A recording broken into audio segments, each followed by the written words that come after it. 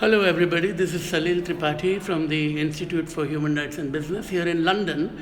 And I'm with Gopinath Parakuni, who runs an NGO called Cividep in Bangalore in southern India.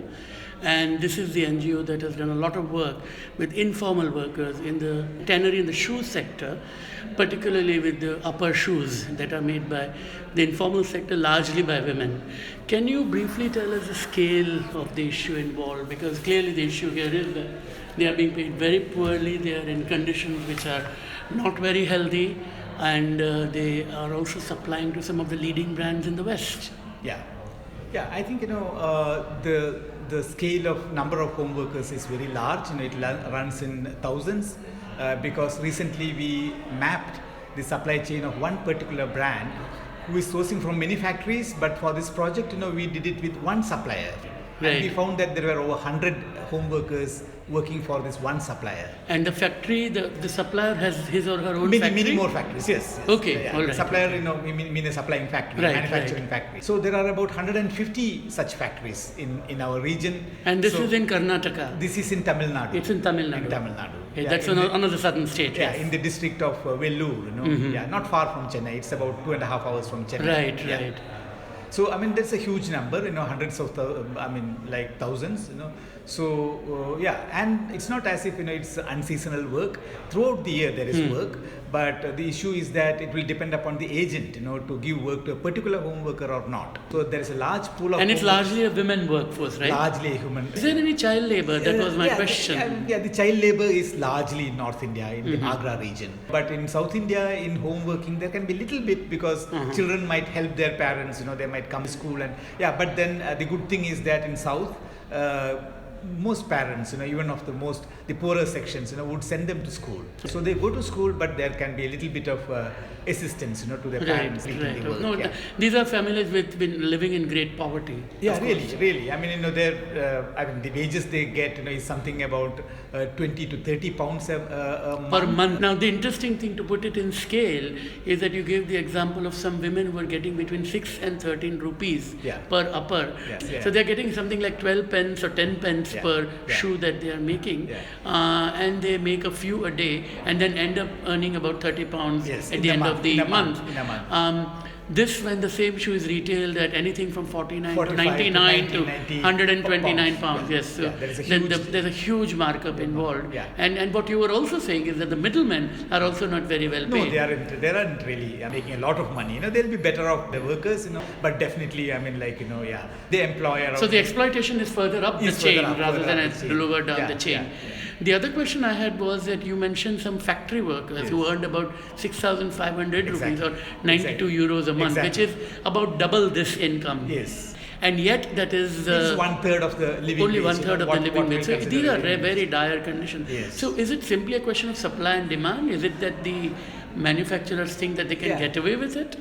Partly it might be, but it's also a matter of, how much are you willing to give, how much is the brand willing to give the supplier? And in that case, how much is the supplier willing to give to the workers? So it's a matter of, leverage. So in a way it parallels the saga that the garment factories have gone through. And this is the next... the difference is that, that social auditing, social dialogue, all those things are really, very much behind in the leather sector. And the huge environmental impact and the impact on the safety and health of the workers. Those are really serious concerns, which is, the garment industry is generally less hazardous, but in the case of tanneries and shoe factories, it's really very serious. So a lot of work has to go into actually documenting the safety and health conditions, of workers in the factories and in the tanneries. Now, one of the remedies people are talking about is, of course, things like consumer awareness through transparency. And surely, if the consumers were more willing to demand of the companies that they improve their chain, that might change. But you also saw some hope with the UN guiding principles. Now, can you tell me how those might help? Now the UN guiding principles, we consider that it's a very good influence. It has a lot of potential, but provided, it's also voluntary. So if larger companies, pioneers, really, follow the UN guiding principles and report about it, and then how does UN guiding principles make a difference I mean, along the supply chain, in working conditions, on environment.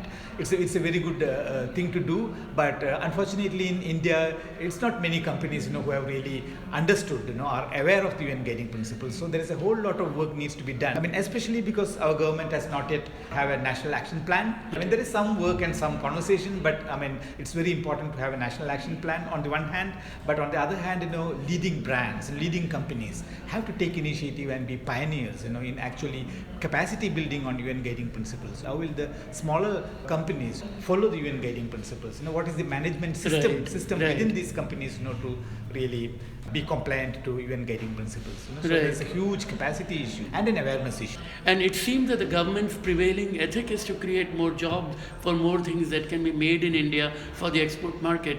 So you're fighting a fairly tough battle, because when you talk about these kind of, not restraints, but kind of standards to be brought in, people would say, but that would interfere with our business plans. Exactly. Yes. I mean, see this skill commission, the concept is great. I mean, we need better skilled workforce, definitely in India. But unfortunately, what we experience is that some of these companies are using it to employ cheap labor. There is no great deal of skill development involved. Yes. It is about bringing more vulnerable migrant workers from poorer sides of India and then employ them in the factories. Right. This affects adult wages in the industry. So I mean, skill development, skill commissions, all this work towards skill building is excellent. But the negative side of it is that it is being misused by some industries. Thank you so much, and all the best with your work. Thank you so much indeed.